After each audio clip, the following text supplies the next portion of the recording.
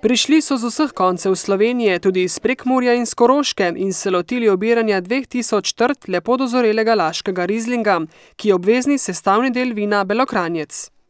Ja, lepo je to malo prej, da si malo brez brige bolj. Red delaš to, kar ti reče gospodar in druge misli imaš kaj. Čudovito kaže, tako po količini kot po kvaliteti.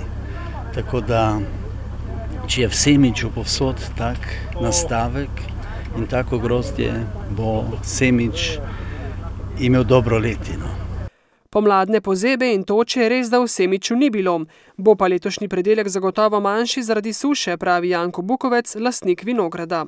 No, suša svoje naredila, seveda tudi v tem kosu, vendar je dobro založeno, ne bo pa tistega kvantitete, kot je bilo. Bo pa kvaliteta zelo dobra.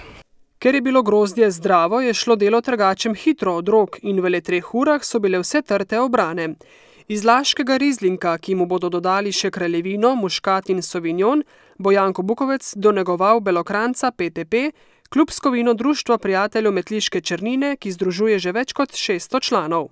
Klub se širi in to je tudi v duhu našega poslanstva, se pravi, gremo na masovnost članstva kluba, da bodo vsa ta belokranjska vina čim bolj prepoznavna tako v Sloveniji kot okoli v zunanjih drugih državah. Čeprav klub nosi ime po Metliški Črnini, si prizadevajo promovirati vsa belokranjska vina in vse turistične zanimivosti Bele krajine. Zato tudi vsako leto trgajo pri drugem belokranjskem vinogradniku.